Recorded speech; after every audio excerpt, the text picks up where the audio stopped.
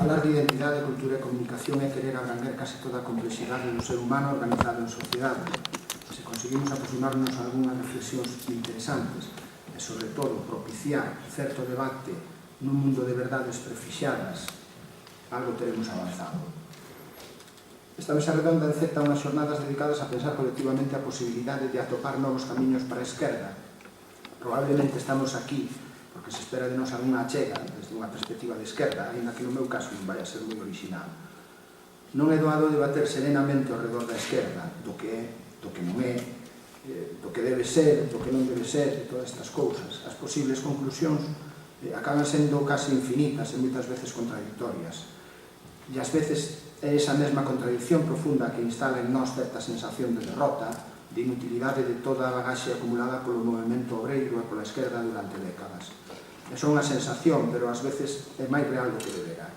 A lógica da fragmentación e a desorientación condúcenos con demasiada facilidade a discutir os termos da derrota e da rendición, sen reparar en que a frecha do tempo invalida nun instante bellas intuicións e certezas, pero tamén ofrece os marcos nos que solidificar constantemente novos proxectos emancipadores. Porque en realidade sabemos que, a pesar do balbordo que anula a oposición dereita-esquerda, mentres a explotación, o dominio, o control sigan vixentes, seguirá aberta a necesidade de transformar o estado das cousas. Neste sentido, facemos parte dese fío encarnado que empezara a desenvolver o novelo con Marx e continúa sen solución de continuidade ata os nosos días, con todas, absolutamente todas as loitas, os pobres do mundo e dos homes e mulleres sometidos en razón da súa condición social, sexual, nacional ou da clase que sexa. Eso, para min, polo menos, é a esquerda entendida actualmente. A esquerda actual habita unha engurra oculta do tecido espacio-temporal entre a fascinación mórbida por un paraíso perdido, máis imaginado que real, e unha obsesión insá por presentarse libre de vestixios que lles lembren aos amos do imperio a súa razón de ser originaria, unha determinación política de transformar un mundo injusto. Parece perdida nunha das múltiples dimensións descoñecidas, tal vez a espera de ver cristalizar por inercia ese outro mundo que dis que é posible. Pero as transformacións históricas non se dan por xeración espontánea, precisan suxeitos activos e un novo poder constituinte. O problema da esquerda actual, que se considera transformadora e non apenas xestora das miserias do sistema, é construir os instrumentos adecuados para converter ese enunciado do outro mundo posible nunha posibilidade de verdade. E tamén agrupar, recoñecer e definir o suxeito histórico que percibe esa necesidade dun outro mundo posible. E se cadra organizalo e darlle cor. Asemade, a vida continúa e no planeta millóns de seres humanos conformaríanse con non pasar a peor existencia e simplemente alimentarse e adolecerse dignamente. O período histórico que vivimos exixe unha esquerda capaz de armar espazos de resistencia. Habitamos unha crise económica conducida polos mercados financeiros e polos sacerdotes da contención do gasto público que gobernan bancos centrais, comisións europeas, fondos monetarios e demais institucións non sometidas á molestia do sufraxio universal nin a ningún incómodo control democrático. A crise é o colchón mol sobre o que se lle practica a cirurxía a un paciente ao que atan a padiola, ás veces a forza, outras co seu consentimento, outras mesmo voluntariamente, e que non ten ánimo nin forzas para resistirse á tendencia carniceira do cirurxián. O mundo do traballo, o seu suxeito histórico moderno, multitude, cidadanía excluída, proletariado moderno, clase asalariada, clase obreira, chamámoslle como prefiramos, está só, illado, desconectado de si mesmo, incapaz de recoñecerse, sen espacios de protección nin modos eficaces de resistencia para enfrontarse ao ataque. Desde o meu punto de vista, pois, se existe esquerda non parece estar demasiado conectada, ou conscientemente conectada, co suxeito colectivo que teóricamente determinaría a execución de políticas progresistas realmente transformadoras. Porque existe, estou convencido, un suxeito colectivo que reclama o seu lugar e o seu dereito ao exercicio da política nun mundo instalado sobre a despolitización como referencia ética suprema. Outra cousa é que ese suxeito sexa moi plural e moi difícil de definir coa claridade coa que se definiu en outros momentos históricos. Esa despolitización como referencia ética suprema, dicía, como guía de comportamento, a despolitización na economía e no resto da vida social como sentido común sistémico. Ou sexa, a expropiación da capacidade de decisión e de todo o dereito de participación democrática, A cidadanía excluída da política é probablemente a característica máis salientable desta era. Cando pensamos en termos de chamada á despolitización como ben absoluto, acódenos o pensamento, a Gloria Lago, por exemplo, a súa pintoresca asociación e os argumentos que manexan para expulsar a lingua galega da praza pública. Curiosamente, o goberno da Xunta coincide con eles nos argumentos centrais e tamén nos obxectivos. Comparten sensibilidades, digamos.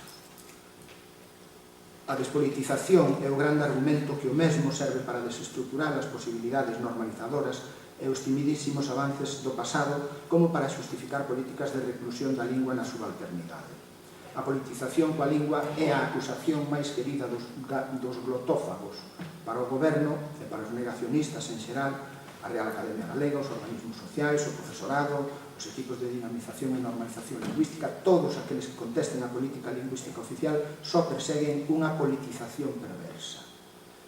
A dereita fai gala dun prazer morboso por deslegitimar a política, non como profesión, nese caso non, senón como actividade social humana irrenunciable.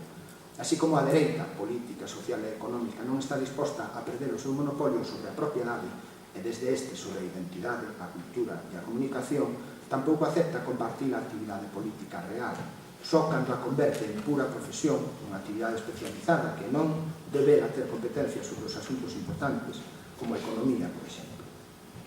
Evitar a politización equivale a depositar nunha élite toda a capacidade para decidir sobre as cousas que afectan ao común, unha élite non sometida a ninguna legitimación externa. O discurso da despolitización é a negación real da política.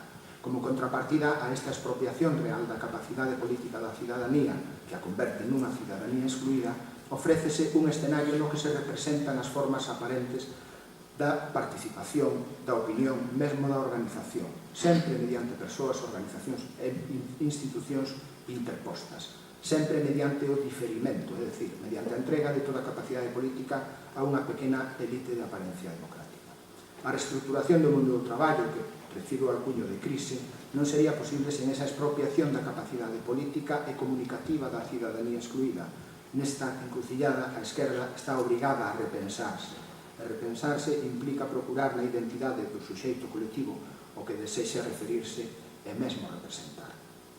Pensar en novos camiños para a esquerda implica pensar en termos de identidade e cultura, pero non identidade e cultura entendidas como trazos esenciais e inmutables dunha comunidade, senón como procesos creativos, sempre dinámicos e, por que non, impuros. Falar dunha identidade proletaria, dunha identidade nacional, dunha identidade cultural perfectamente nítidas é moi complicado, porque as identidades son procesos que se van construindo con achegas múltiples e nada uniformes. Isto non quere decir, ni moito menos, que neguemos a existencia de identidades diferentes e a forza destas no ámbito social, cultural, lingüístico, político, etc. A identidade existe e implica un recoñecemento. Primeiro, recoñecemento dunha colectividade con trazos comuns, despois recoñecemento da pertenza a esa comunidade. Por último, recoñecemento, se é o caso, do antagonismo, se o grupo está sometido a algunha relación de subalternidade ou de sumisión. Tan importante como ese recoñecemento é a conciencia da necesidade de pertenza a esa comunidade social, política, nacional, cultural, lingüística, etc. Para situármonos na posibilidade de atoparlle novos camiños á esquerda, teríamos que preguntarnos se esta ten hoxe en día unha identidade.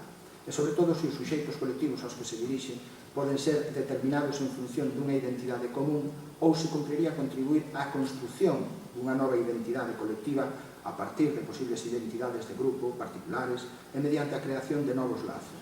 Existe, non hai dúbida, unha identidade de esquerda baseada en fitos e personaxes históricos do movemento obreiro e da propia tradición da esquerda, pero tampouco hai dúbida de que esa identidade histórica non posúe a forza e a capacidade de cohesión necesaria de outras identidades, religiosas, míticas, nacionais, incluso. Poderá a esquerda organizar os seus suxeitos colectivos exclusivamente a partir desta identidade herdada? Pois absolutamente ou seguramente non. E, por tanto, a falta de eficacia desta identidade histórica indica a súa insuficiencia. Nunca defenderei que se renuncie a esas referencias identitarias, solamente é preciso constatar que non son hoxe por hoxe suficientes. A lógica da fragmentación que impuxo o capitalismo posfordista creou as identidades obreiras construídas mediante loitas e conquistas ao longo do século XX. Sen un suxeito colectivo con plenitude política, a esquerda dificilmente cumprirá o papel transformador que lle corresponde. A clase obreira en sí é para sí, deixarán dito Marx e Engels, por aquilo de que non habería liberación posible se non a protagonizaba o propio proletariado. Ensanchar a distancia entre a esquerda e os suxeitos colectivos que desexa representar e organizar e que ao cabo a poden nutrir de votos só contribuirá a agudizar a desestructuración destes e a clausura de toda a posibilidade de alterar a orde vixente do mundo, que é inxusta, de explotación, que é mesmo suicida. Unha esquerda propia do tempo que vivimos só xurdirá a partir de novos procesos constituintes dun suxeito colectivo determinado a combater a despolitización, a exixir para sí o exercicio real da política. Esa exixencia cristalizará nunha nova institucionalización democrática da sociedade na que, esta vez sí, o pobo poida ser quen máis ordene. E nacerá dunha impugnación da representación nas súas formas capitalistas, tal como xa ocorre en xerme en certos ámbitos sociais, que antes falábamos, probablemente de novos modos de relación e producción en rede. A esquerda xurdirá, cando falo en futuro, falo de posibilidades, simplemente, non estou facendo ninguna profecía, evidentemente. A esquerda xurdirá do corazón da cidadanía excluída para converterse na súa expresión xenuína, só que sexa para impedir o xerme dun fascismo novo. A esquerda xa non será só un instrumento de reformas, porque a bella disxuntiva entre reforma e revolución que tanto encirrara o raciocinio de Rosa Luxemburgo xa non parece rendible.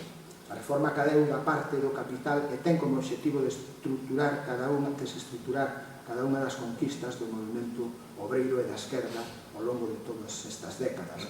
A reforma implica un pacto, e o pacto exixe o recoñecemento mutuo das partes que negocian desde intereses contrapostos e chegan a acordos. Ese recoñecemento mutuo non se produce. A lógica da fragmentación permite ao capital non recoñecer ningún suxeito antagonista. Nese non recoñecemento descansa precisamente o ataque á política e o discurso dunha nova era sen antagonismos na que a confrontación de intereses contrapostos e mesmo o pacto é sustituída polo consenso. É un presunto ben común que coincide casi trazo por trazo como un papel de calca cos intereses das clases dominantes.